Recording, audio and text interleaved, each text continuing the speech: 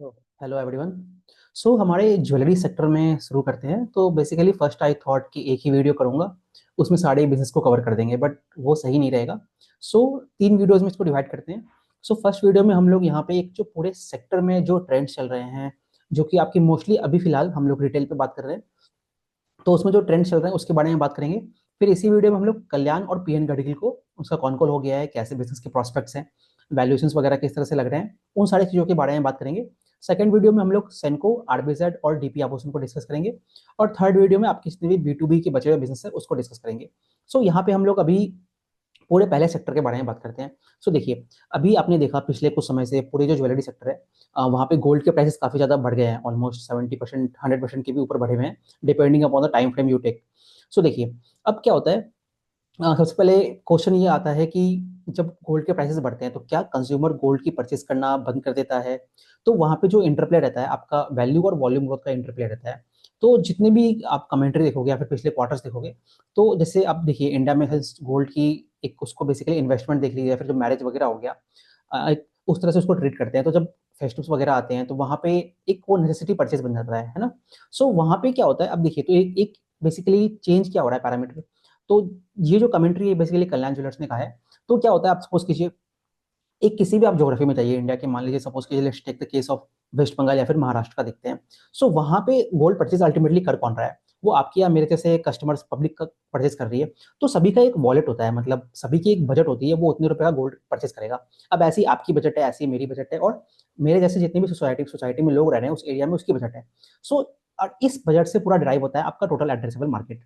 तो सपोज कीजिए गोल्ड के प्राइसेस बढ़े या नहीं बढ़े, जो नेट डिस्पोजेबल इनकम है पब्लिक का वो तो उतना ही रह गया। तो उसी कारण जो है टोटल एड्रेसेबल मार्केट जो होगी आपकी, वो उसमें उतना सिग्निफिकेंट चेंज नहीं आएगा। हाँ, अब आप ये कह सकते हो कि अगर मेरे पास 100 रुपए हैं, तो मेरे पास जो गोल्ड की परचेज मुझे करनी है वो मेरी कितनी इंपॉर्टेंस है, तो मैं उसमें पहले मान लीजिए मैं 5% का गोल्ड परचेज करता था, मे बी अब मैं उसको 7% पे कर दूंगा, या फिर 10%, 7-8% पे कर दूंगा। अब ऐसा तो नहीं है कि पूरे के पूरे 100 रुपए का मैं गोल्ड परचेज करूंगा।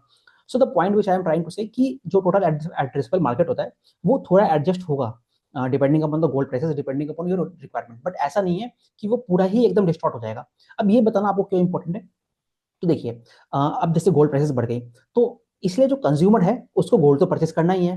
तो वो क्या करेगा, आप पूरे इंडस्ट्री में देखोगे अलग अलग लोकेशंस पे। तो जैसे अब इसको अगर मैं एकदम स्मॉल लेवल पे ले जाऊं, तो देखिए जो एक एक सिंगल कस्टमर की बात अगर हम करें, तो एवरेज ट्रांजेक्शन वॉल्यूम वैल्यू जो होती है कस्टमर की वो चेंज हो जाएगी। तो जैसे अगर आप इसका बहुत अच्छा एग्जांपल है सेनको गोल्ड को लेते हैं। तो सेनको गोल्ड को जब से हम ट्रैक कर रहे हैं काफी समय से, तो उसमें आप देखेंगे कि पहले जो उनका एटीवी रहता था, मतलब एक कस्टमर जो एवरेज कितना गोल्ड परचेस कर रहा है, वो मान लीजिए 60-70 थाउजेंड के आसपास परचेस करता था। तो वो अभी इस क्वार्टर में आप देखेंगे वो बढ़ के लगभग 90,000 हो गया है। तो अगेन आप देखिए 60 से 90 हुआ है, ऐसा नहीं है 60 से 120 हो गया है, बट अगेन ये तो एक सेगमेंट की बात है। तो अब जैसे महाराष्ट्र वगैरह हो गया, वहां पे जो एटीवी है, जैसे पीएन गढ़गी कहता है, उनका एटीवी ऑलमोस्ट पहले आई थिंक लगभग 91 लाख के बीच में रहता था। तो अभी भी बढ़ के वो लगभग 1 लाख से 1,05,000 के रुपए के बीच में है। तो वहां पे होता सिग्निफिकेंट इंक्रीज नहीं आया है। तो बेसिकली क्या है, जो आपकी टैम है वो इस तरह से वर्क कर रही है।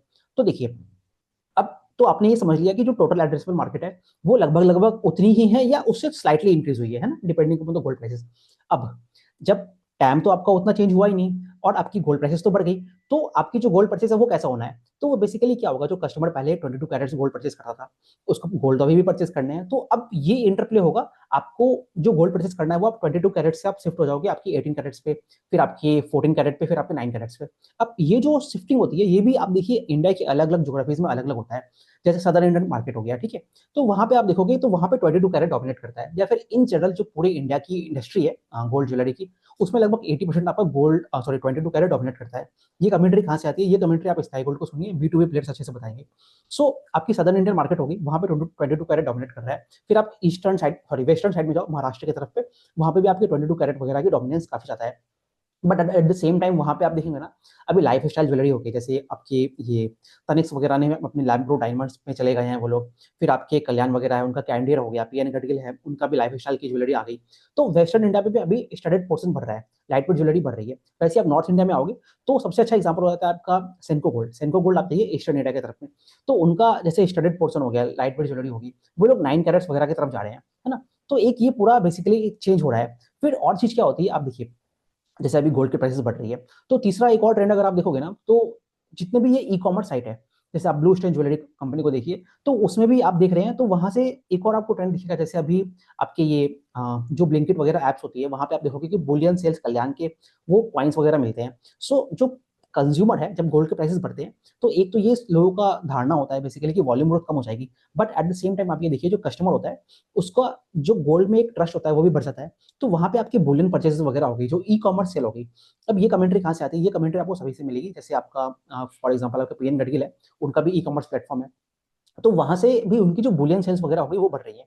तो एक ट्रेंड ये चल रहा है। इसके अलावा कुछ और ट्रेंड्स की बात करें, हाँ, एक और चीज देखिए, एक और अभी इस सेगमेंट में क्या हो रहा है, जितनी भी ज्वेलरी कंपनीज है, नॉट गोल्ड प्राइसेस का इम्पैक्ट का बात नहीं है, बट इन जनरल देखिए, अभी इसका एग्जांपल आपका ब्लू ओशियन ज्वेलरी को, आप उस कंपनी को देखिए, तो उससे आपको मालूम चलेगा कैसे वो लोग ऑनलाइन टारगेटिंग करते हैं अपने कस्टमर्स की।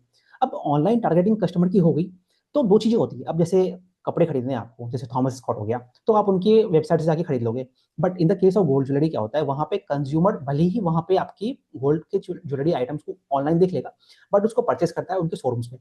तो एक ये ट्रेंड चल रहा है। अब इसमें क्या होता है, ये भी पीएन गडगिल कहता है कि ये भी एक ट्रेंड चल रहा है, उनकी ऑनलाइन ज्वेलरी शॉप्स हो गए, मतलब ई कॉमर्स जो हो गया, सिंस वो लो बेस पे है, तो वहां से ग्रोथ काफी अच्छा आता है। सेम फॉर आपका कल्याण और अदर कंपनीज ऑल्सो। सो वहां से लोग ज्वेलरीज देखते हैं, बट उसको आके स्टोर्स पे परचेस करते हैं। इसके अलावा एक और ट्रेंड देखेंगे ना, तो ये तो बेसिकली सोशल मीडिया कैंपेन्स वगैरह के बारे में हो गई। एक और ट्रेंड की बात करते हैं। सो और क्या चीजें हो रही हैं, एक जैसे देखिए, गोल्ड के प्राइसेस बढ़ गए। अब हमारे सभी के घरों में गोल्ड की कुछ ना कुछ क्वांटम्स होते हैं, है ना, depending upon the income levels. So एक और ट्रेंड ये चल रहा है बेसिकली कि जो ओल्ड गोल्ड एक्सचेंज प्रोग्राम्स है, मतलब कंज्यूमर आया, उसने अपने पुराने गोल्ड दिए और उसके बदले में गोल्ड परचेज किया। तो यहाँ पे आप क्या देख रहे हो, टैम तो वही रह गया ना, वो जो गोल्ड का प्राइस इंक्रीज हुआ है, उस प्राइस इंक्रीमेंट को आप यूज कर रहे हो एक नए गोल्ड परचेज करने के लिए, अपने रिक्वायरमेंट के लिए।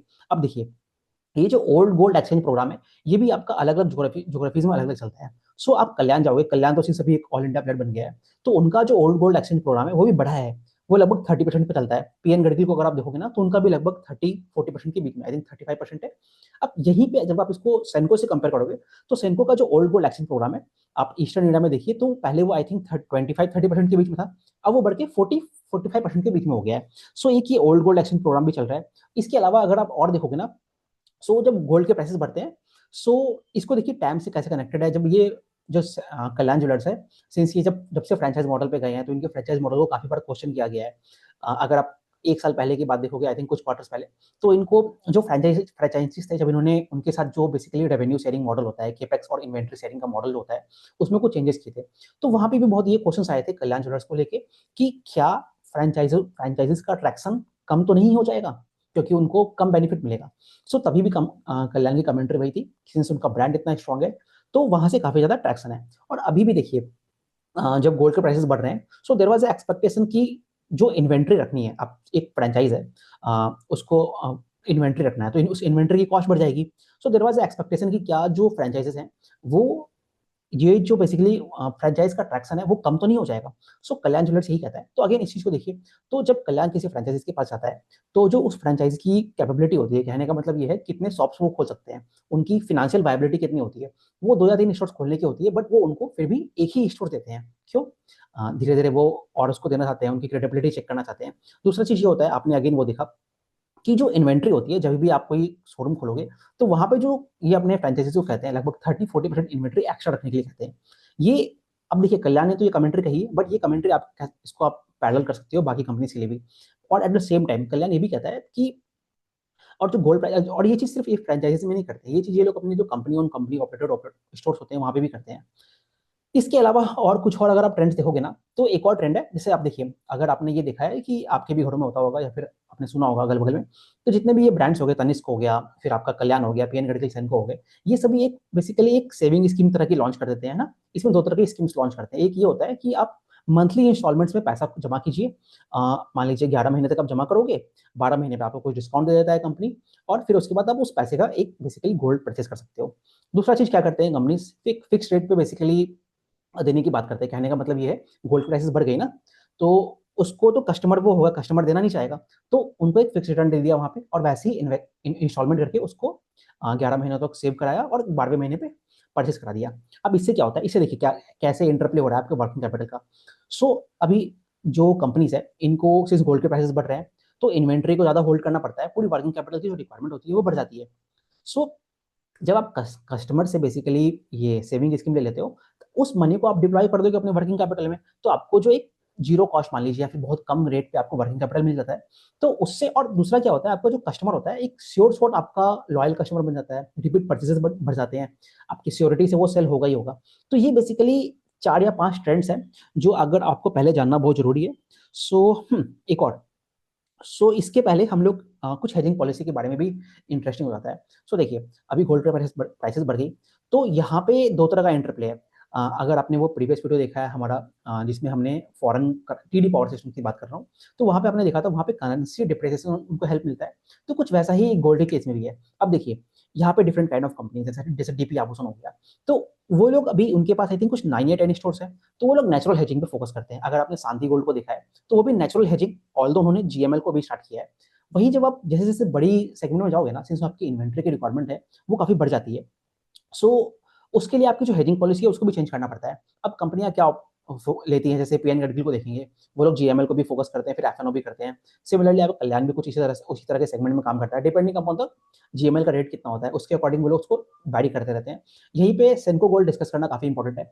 तो देखिए, सेंको गोल्ड के केस में क्या होता है, वो उनकी जो फिलोसफी है, जो उनकी बेसिकली बोर्ड ऑफ डायरेक्टर्स है, उन्होंने जो अपनी हेजिंग पॉलिसी को अप्रूव किया है, उनका पॉलिसी कुछ इस तरह का है कि दो चीजें आप देखिए, हेजिंग का तो कॉस्ट लगेगा आपको फर्स्ट ऑफ ऑल। सो अगर आप अपने पूरे इन्वेंट्री को हेज कर दोगे लगभग 90% के आसपास, तो आपको उसका हेजिंग का कॉस्ट देना पड़ेगा। दूसरा चीज ये देखिए, जब आपको ये पता है कि गोल्ड के प्राइसेस बढ़ रहे हैं, तो वहां पे वो लोग क्या करते हैं, अपनी हेजिंग को कम कर देते हैं, और वहां पे जो प्राइस एप्रिसिएशन होता है उनकी इन्वेंट्री पे, उसका इन्वेंट्री गेंस रियलाइज कर देते हैं, जिसके कारण उनका जो ग्रॉस मार्जिन हो गया और एबिटा मार्जिन है, वहां पे आपको बूस्ट दिखेगा। But that is not a sustainable thing, जो कि सेम चीज आपको हो रहा है उत्सव गोल्ड, और आई थिंक उत्सव में आई डोंट देखते हैं उसमें, बट शांति गोल्ड के केस में तो हो रहा है। तो ये आपको हेजिंग पॉलिसी हो गई, और सेम चीज आपके डीबी आभूषण के केस में भी होता है। सो ये कुछ हेजिंग पॉलिसी के बारे में ये लोग करते हैं। और फाइनली, सिंस हम लोग क्वार्टर 3 के बारे में डिस्कस कर रहे हैं, देखिए क्वार्टर 3 में आपके फेस्टिव्स हो जाते हैं, वेडिंग के भी ट्रैक्शन आता है। तो जनरली आप देखोगे कि सभी कंपनी जो है, इनका जो मार्जिन है रिलेटिवली ज्यादा होता है as compared to your other quarter. Similarly आपके क्वार्टर 4 में भी वो इंपैक्ट दिखेगा, क्योंकि H2 आपका हैवी होता है ना। इसका हम ज्यादा इंपैक्ट आपको दिखा है सेंको गोल्ड के केस में। उसके नंबर हम लोग और डिस्कस करते हैं। ये बेसिकली आपको एक ब्रॉड पर्सपेक्टिव मिल गया कि पूरे सेक्टर में चल क्या रहा है। अब हम लोग बात करते हैं कल्याण ज्वेलर्स की। देखिए, कल्याण ज्वेलर्स को काफी समय से हम लोग ट्रैक करते आ रहे हैं। कल्याण का स्ट्रेटेजी क्या रहा है, सदर्न इंडिया प्लेयर है, जहां पे इनके company own company operated store आता है। वहां से इन्होंने पूरा फोको मॉडल पे गए हैं, फ्रेंचाइज एसेट लाइन मॉडल किया है, जिससे बेसिकली आरओसी की कंपनी की इंप्रूव हो गई, और पूरे नॉर्दर्न इंडिया में लोग एक्सपांड कर पाए। इस तरह से कंपनी आगे बढ़ रही है। अब देखिए, तो कल्याण को अगर डिस्कस करना है, तो पहले हमें ये देखना है इसके पहले कंपनी ने क्या क्या चीजें कही थी, और क्या क्या चीजें वो लोग अभी कर रहे हैं। फर्स्ट ऑफ ऑल, जो इनका कैंडियर को लेके, जो इनका बेसिकली लाइट वेट वाला ब्रांड है, तो उसको लेके इनका गाइडेंस था कि बेसिकली पैट पॉजिटिव होंगे by the end of FY 26। अब उस पर क्या है, उस पर कंपनी ने क्वार्टर 3 में पॉजिटिव कर लिया उसको, दैट्स कंपनी काफी पॉजिटिव डायरेक्शन में आगे बढ़ रही है। इसके अलावा इनका जो डेप्ट रिडक्शन था, डेप्ट रिडक्शन में क्या इनकी गाइडेंस थी कि बेसिकली, अब डेप्ट रिडक्शन क्या होता है, क्वार्टर 1 और क्वार्टर 3 में लोग कम करते हैं, क्वार्टर 1 और क्वार्टर 4 में ज्यादा करते हैं। उस पर वो लोग आगे बढ़ रहे हैं। फिर उन्होंने पायलट प्रोजेक्ट स्टार्ट किया था। पायलट प्रोजेक्ट स्टार्ट किया है, और वर्किंग कैपिटल जो साइकिल होती है इनकी, जो इनके कारीगर्स वगैरह होंगे, उससे लीन किया है। उससे थोड़ा सा ग्रॉस मार्जिन पे इम्पैक्ट है, उसको आगे कुछ बढ़ाया नहीं है, उसको वहीं पर रखा हुआ है। फिर एक रीजनल ब्रांड खोलने की बात है, वो अभी आई थिंक क्वार्टर 4 में उसकी कुछ 1 स्टोर या अपकमिंग ईयर में खोलने वाले हैं। उस पर ज्यादा अपडेट्स है नहीं, तो जब आएगा तो उसको देखेंगे हम लोग। फिर इसके अलावा, ओके, तो हाँ, ये चीज हो गई। तो अभी देखिए, क्वार्टर 3 में जो हमने अभी पॉइंट देखा, अभी जो फ्रेंचाइज है, जैसे मैंने बात बोली, तो जो इन्होंने फ्रेंचाइज से अपना बेसिकली रेवेन्यू शेयरिंग मॉडल था उसको चेंज किया था, तो उसके कारण अभी वो रेवेन्यू में फ्लो होने लग गया। तो इनका आपको दिखेगा कि ग्रॉस मार्जिन जो है वो इंप्रूव हुआ है। हम लोग इनके कुछ नंबर्स वगैरह को भी देख लेते हैं। तो यहाँ पे जो कल्याण की आपकी ये स्लाइड है, ये बेसिकली आपको इस कंपनी का पूरा आने वाले 1 या 1.5 साल में क्या करना चाहते हैं उसके काफी अच्छा अंडरस्टैंडिंग मिलेगा। यहीं पे देखिए, अब इस पूरे कॉन कॉल में जो इनका हुआ था क्वार्टर 3 के अंदर, एक क्वेश्चन था बेसिकली सभी का कि क्या स्टोर ओपनिंग जो है इनकी, उस पर क्या इनका गाइडेंस रहने वाला है। सिंस अभी आप यहाँ देख सकते हो कि पीपीटी में इन्होंने कुछ खास चीजें चेंज नहीं की है, और कंपनी ने पहले भी करके दिखाया है, तो आपको ये दिखता है कि स्टोर ओपनिंग गाइडेंस का सेम ही है। अब सिमिलरली FY 27 में भी लगभग ये लोग वही आपकी 80 से 90 कल्याण के स्टोर्स, और लगभग वही 90 या 80 स्टोर्स कैंडिडेट के खोलना चाहते हैं। और जो बचा आपका इंटरनेशनल बिजनेस, जहाँ पे आपके मिडिल ईस्ट अमेरिका आता है, तो वहाँ पे क्या है ना कि अभी इनको कोको स्टोर्स ही खोलते हैं ये लोग। क्यों? बिकॉज वहाँ पे जो फ्रेंचाइज मॉडल है वो उतना डेवलप हुआ नहीं है, तो वहाँ पे अभी उतनी हैवी वे में ये लोग स्टोर्स खोलने रहे हैं। तो वो बेसिकली उसी के आसपास चलेगा, और कुछ स्टोर्स खोलने होंगे तो वहाँ पे वो लोग अपने कोको मॉडल पे स्टोर्स खोलेंगे। ये बेसिकली इनके स्टोर ओपनिंग के बारे में हो गया। अब अगर आप इनके नंबर देखोगे ना, तो नंबर्स तो काफ़ी समय से काफ़ी अच्छा ये लोग इंप्रूव कर रहे हैं। अगर आप इनके आरओई और आरओसी प्रोफाइल दोनों को देखोगे तो आपको दिखेगा कि दोनों में consistently her year on improvement दिख रहा है। और जैसे जैसे इनका फोको मॉडल और आगे बढ़ेगा तो आपको अपकमिंग ईयर्स में भी आपको वहाँ पे इंक्रीमेंट दिखेगा। तो कंपनी देखेंगे पूरा एक टर्न राउंड है बेसिकली। पहले सिंगल डिजिट में इनका आरओई होता था और अभी बढ़ के तो लगभग डबल डिजिट 15-16% पे हो गया है। सो इस तरह से आपको देखना है। ओके, अब अगर आप इनकी इंडिया परफॉर्मेंस देखोगे तो बोथ आपके, जिसमें आपका सदर्न मार्केट भी जुड़ गया और आपका नॉर्दर्न मार्केट भी जुड़ गया। सो इस क्वार्टर 3 आपका हेवी क्वार्टर होता है, तो वहाँ पे आपको दिख रहा है कि आपको लगभग 27% का ग्रोथ है। अब अगर आप पूरा देखोगे जितने भी ज्वेलरी सेक्टर है, सभी में आपको एक ये दिखेगा नंबर की basically same store sales growth जो नंबर है वो आपका काफ़ी ज़्यादा बढ़ा है। ये बढ़ता क्यों है इतना ज़्यादा? क्योंकि आप देखिए गोल्ड में आपकी प्राइसेस का इंक्रीमेंट हुआ है।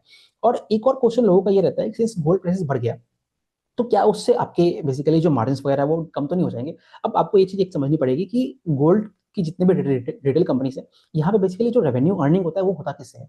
वो आपका बेसिकली मेकिंग चार्जेस पे होता है। अब जब गोल्ड की प्राइसेस बढ़ती है तो सपोज कीजिए एक अगर आपको 10 ग्राम का गोल्ड लेना है, मतलब 1 ग्राम का भी कोई भी गोल्ड लेना है, तो आपको लेट्स से कि 5% ऑफ द जो प्राइस होती है उसकी उसका मेकिंग चार्ज देना पड़ता है। सो जब गोल्ड की प्राइसेस अगर 1.5x भी हो गई तो उसके अकॉर्डिंग आपका मेकिंग चार्जेस भी डेवलप हो जाता है। तो कंपनी कहती है कि उसके अकॉर्डिंग चलता है, इसलिए जो इनके रेवेन्यूज होते हैं वो इम्पैक्ट नहीं होते हैं बाय द इंक्रीमेंट और decrement of the gold prices. Decrement के केस में क्या करते हैं, वहां पे अपनी हेजिंग को वो लोग बढ़ा देते हैं। सो इस तरह से आपको देखना है। सो ये बेसिकली इनके हेजिंग वगैरह के बारे में हो गया। तो वैसे ही आप इनके नंबर्स को देखिए तो नंबर्स काफी अच्छे आए हैं। और सिमिलरली सदर्न इंडिया का नंबर है, अब जैसे सिंस नॉर्थ इंडिया एक्सपांड कर रहा है तो सदर्न इंडिया में आप देखिए वहां पे सिंस अभी गोल्ड के प्राइसेस बढ़ गए हैं तो रिलेटिवली आपको ये दिखेगा कि जो इंडिया बिजनेस है वो ज्यादा ग्रो किया है as compare to southern India. कहने का मतलब क्या है, जो बेसिकली आपका नॉर्थ इंडिया का बिजनेस है वो ज़्यादा ग्रो किया है as compare to southern India. अब देखिए ये भी आपको उसी से कनेक्ट होता है कि सदर्न इंडिया में आप देखिए कि आपकी 22 कैरेट ज़्यादा डोमिनेट करती है, तो वहाँ पे उसका इम्पैक्ट ज़्यादा दिखा है। अब नॉर्दर्न इंडिया में क्या है, वहाँ पे आपके सिर्फ स्टडेड और आपके ये लाइट वेट ज्वेलरी का ज़्यादा फोकस है, मतलब रिलेटिवली ज़्यादा है, वहाँ पे ट्रैक्शन ज़्यादा है, तो वहाँ पे वो फास्टर वे में ग्रो किया है ना। सो इस तरह से आप बिजनेस को देख सकते हैं। और आपका मिडिल ईस्ट बिजनेस भी है, वो कंपनी ने गाइड किया था कि आने वाले क्वार्टर्स में बेटर परफॉर्म करेगा, तो वहाँ पे भी हमें दिखता है कि इनका मिडिल ईस्ट बिजनेस भी काफ़ी अच्छे से ग्रो कर रहा है। सो फाइनली अगर हम लोग इनके कुछ नंबर्स वगैरह को देखें, सो अभी जो ये वाला एक्सेप्शनल आइटम है बेसिकली जो लेबर कोड का इम्पैक्ट है वो आपको इस बिजनेस में भी दिखेगा। अब फाइनली जो इनके मार्जिन के इंप्रूवमेंट के लीवर्स हैं, सो देखिए 3 या 4 लीवर्स हैं। एक तो आपका पायलट प्रोजेक्ट है, वहां से आपको मार्जिन में इंप्रूवमेंट दिखा है। दूसरा आपका स्टैंडर्ड पोर्शन बढ़ रहा है कंपनियों का। फिर आपको जो ऑपरेटिंग लेवरेज मिल रहा है बेसिकली कहाँ पे मिल रहा है, आपके ये जो एडवर्टाइजमेंट कॉस्ट होते हैं, प्रमोशनल कॉस्ट होते हैं, इन पे आपको ऑपरेटिंग लेवरेज मिल रहा है। फिर इसके अलावा same store sales growth strong है। तो ये कुछ 4 या 5 कारण है जिसपे आपके कल्याण जो है इसको ऑपरेटिंग लेवरेज मिल रहा है और मार्जिन के इंप्रूव होने के चांसेस है यहाँ से काफी ज्यादा। सो अब देखिए, अब अगर वैल्यूएशन की बात करें, सो कल्याण के केस में आपने देखा इतने सारे र्यूमर्स रहे हैं पिछले 10-12 महीने में। पहले उस पर ये एलिगेशन लगा कि मोतीलाल ओसवाल के साथ कुछ ये है इनका, फिर कुछ और भी बहुत सारे एलिगेशन। अभी रिसेंटली भी कुछ कंपनियों ने, म्यूचुअल फंड्स ने, कुछ हाउसेज ने इनके शेयर्स वगैरह को कुछ सेल किया था, तो वहां से भी काफी ज्यादा प्रेशर था। तो जो बहुत ज़्यादा इनका वो रहा है बेसिकली फॉल रहा है।